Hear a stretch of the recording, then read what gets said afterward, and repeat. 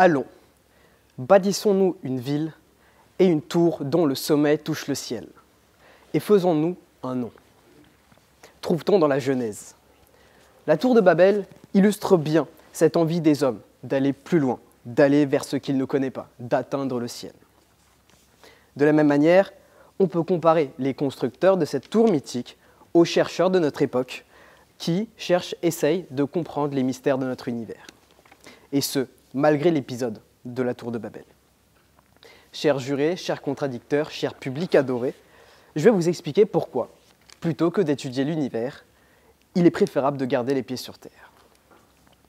Donc, je vais parler tout d'abord de la conception grecque de la chose, et puis ensuite expliquer pourquoi nous n'avons simplement pas la capacité.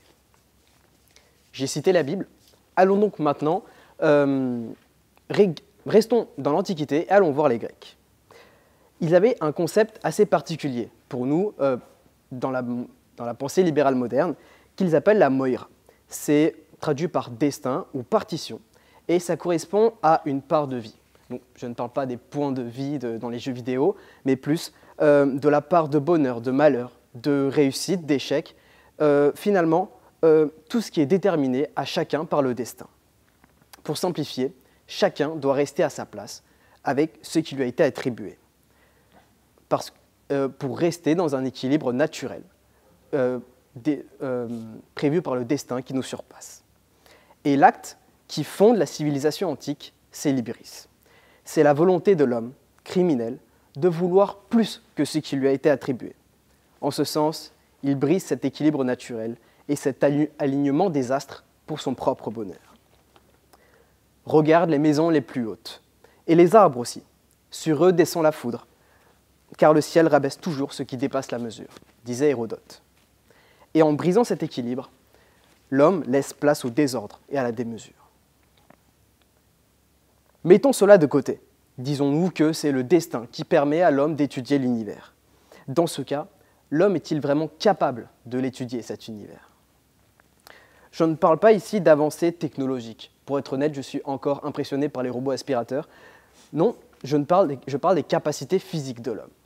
Alors, même si on a des mauvaises notes en EPS, nous avons tous 5 sens. Seulement 5, mais nous en avons 5. Et ces sens-là sont intensément limités. De toutes les ondes électromagnétiques qui existent, notre corps ne peut en percevoir qu'entre 290 et 780 nanomètres. Toutes les autres nécessitent un appareil particulier. Donc si on prend en compte le fait qu'on s'éloigne de tout ce que l'on pourrait connaître sur cette planète, aurons-nous la capacité de voir quelque chose dont on ne connaît pas, dont on ne peut même pas imaginer? Il en est de même pour l'ouïe. Le domaine des fréquences sonores perceptibles s'étend, dans les meilleurs des cas, de 16 Hz à 16 000 Hz. Je peux en lister plein des exemples. Mais donc, quel est l'intérêt d'explorer un monde dont on ne peut même pas imaginer le concept? Physique et même philosophique. Ce que j'imagine, c'est la première conversation qu'un extraterrestre dirait à un humain.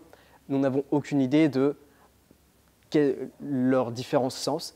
Et même, imaginons qu'il vit dans une planète où la norme serait d'avoir 6 membres. Nous n'en comprendrons pas le sens, mais eux, la première chose qu'ils nous diront, ce serait de se moquer de nous parce que nous sommes de simples bipèdes.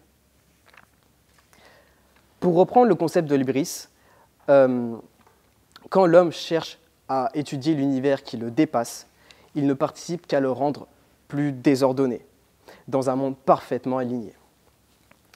Donc, pour conclure, j'aimerais revenir à l'Antiquité, plus particulièrement à la Bible. Flavius Joseph, donc auteur du 1er siècle, a écrit dans les Antiquités judaïques. L'endroit où ils bâtirent la tour s'appelle maintenant Babylone, par la suite de la confusion introduite dans un langage primitivement intelligible à tous. Babylone, apprêtée à devenir le centre du monde avec sa tour, ville des découvertes et de la démesure, est finalement devenue ville de débauche, mère des abominations de la terre.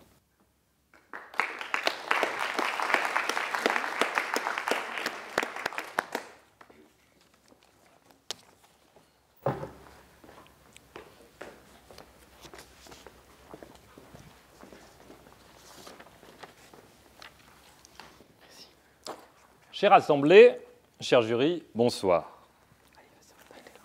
Si j'ai commencé mes études de physique, c'est par amour pour les ciels des nuits d'été et leurs étoiles filantes. Cette passion partagée par beaucoup d'entre nous, cette étude enseignée par de grands noms en Sorbonne, nous offre perpétuellement émerveillement et questionnement, progrès philosophiques et même techniques. Pourtant, cette recherche serait ce soir un plaisir futile, ou peut-être la lubie de quelques irresponsables incapables de garder les pieds sur terre. Cette injure que l'on nous fait, chers camarades, je ne la laisserai pas passer. Et je vous propose que nous répondions à cet affront. Du système GPS aux matériaux versatiles comme le téflon, en passant par la couche culotte jetable, inventée initialement pour les astronautes, je pourrais défendre des heures durant tous les progrès technologiques qu'ont apportés les hommes et les femmes qui ont plongé leur regard vers le cosmos et qui ont su décrocher les pieds de terre. Évidemment, ces avancées percutent frontalement la thèse selon laquelle il serait irresponsable d'étudier l'univers tant elles améliorent notre quotidien. Mais je vais plutôt mettre l'emphase sur la façon dont cette étude nous impose d'être responsables. Non pas uniquement parce que ses conséquences sont positives, et donc qu'il est hautement responsable de s'y consacrer, mais parce que les chocs intellectuels qu'elle nous inflige font de nous des êtres intrinsèquement responsables. Elle nous apprend tout d'abord à ne pas dire n'importe quoi. Non, la Terre n'a pas 5000 ans. Non, le monde n'a pas été créé en 7 jours. Et non, le cosmos tout entier ne repose pas sur 4 éléphants portés par une tortue géante, comme dans certaines cosmogonies asiatiques. Et oui, nous continuerions de croire tout cela, si nous avions gardé les pieds sur Terre. Elle nous apprend ensuite que de la Terre, nous ne pouvons pas nous permettre de faire n'importe quoi.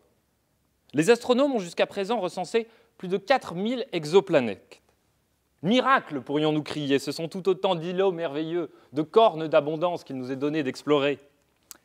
Mais entre les bras zéro à 3000 degrés Celsius de Kelt 9b et les déserts glacés de OGLE 2005 BLG 390 LB, ces mondes restent aussi barbares que les noms qu'on leur a donnés.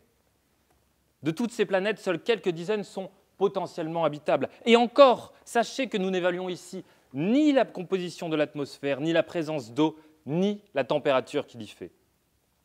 La liste est donc longue, qui rend notre planète, si elle n'est pas unique, tout du moins exceptionnelle. Et c'est l'étude de l'univers qui nous rappelle que nous n'avons pas de seconde chance. Enfin, elle nous apprend à devenir plus humbles. En effet, nous avons découvert l'existence d'épées de Damoclès bien plus inquiétantes que l'astéroïde qui a marqué la fin du Crétacé. L'univers n'est pas un havre paisible. Et si par malheur un des violents rayons gamma qui expulsent certains astres croisait notre route, la planète bleue n'aurait rien d'autre à offrir que des terres brûlées. Pour prolonger la crise existentielle, écoutons le physicien Sidney Coleman, qui propose l'hypothèse du faux vide. Celle-ci implique que les constantes qui définissent l'univers peuvent brutalement changer à tout instant. Les conséquences sont dramatiques, car c'est l'univers tout entier qui s'effondre, et nous avec. Tout ceci reste infiniment improbable, mais cela a le bon goût de nous ramener à notre mortalité et notre incapacité d'y changer quoi que ce soit. Pour conclure, je me permets de re-questionner ce que signifie être responsable, quand nous sommes la seule espèce de ce monde capable de réflexion et de pensée abstraite. Philosopher, disait Yankelevitch, c'est se comporter vis-à-vis de l'univers comme si rien n'allait de soi. Or, c'est justement pour cela que nous faisons de la science. Si nous étudions l'univers, c'est parce qu'il nous émerveille et que nous désirons le comprendre. Finalement, être responsable, c'est apprendre à apprécier cet univers à sa plus juste valeur. Et mieux le saisir, mieux l'appréhender, c'est nous permettre d'approcher ce but. C'est nous permettre d'apprécier toujours un peu plus sa beauté. Merci de votre attention.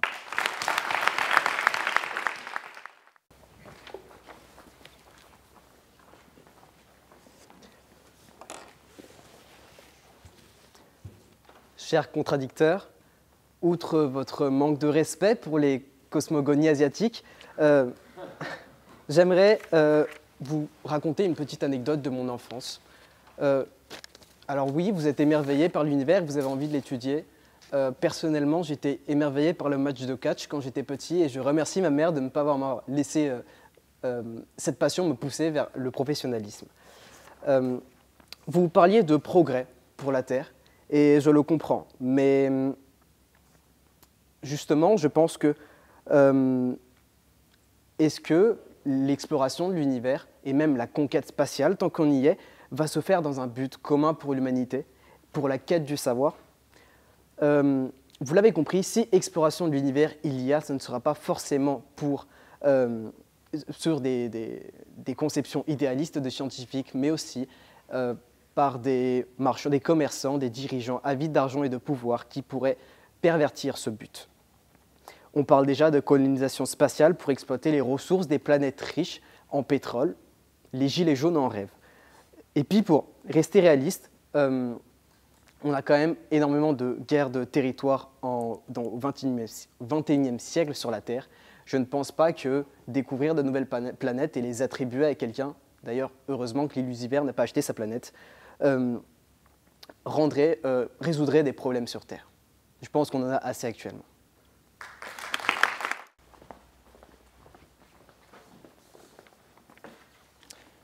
Alors, chers contradicteurs, merci d'avoir souligné ce point sur les dangers que peuvent présenter la conquête spatiale, mais je remercierai tout particulièrement la candidate précédente qui a rappelé qu'il ne faut pas confondre la technique et la science. Bien sûr, la technique développée par la conquête du spatial peut avoir des conséquences dramatiques, mais ce n'est pas la science qu'il faut incriminer derrière ça, ce sont les gouvernements. Et c'est à la question science sans conscience est-elle ruine de l'âme qu'il fallait répondre, pas à celle-ci. Vis-à-vis de l'univers, je me permets de revenir sur ce que vous disiez, la Bible, les Grecs. Comment dire? Oui, j'ai critiqué les religions implicitement dans mon texte.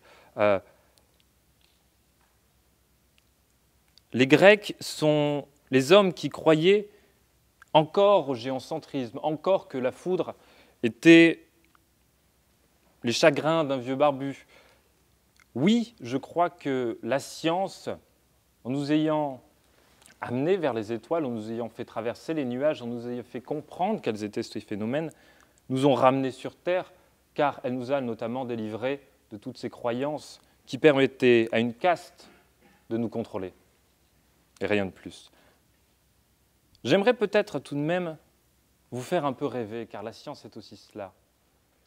J'aimerais parler de Feynman, pour vous montrer que la science n'est pas juste de la technique.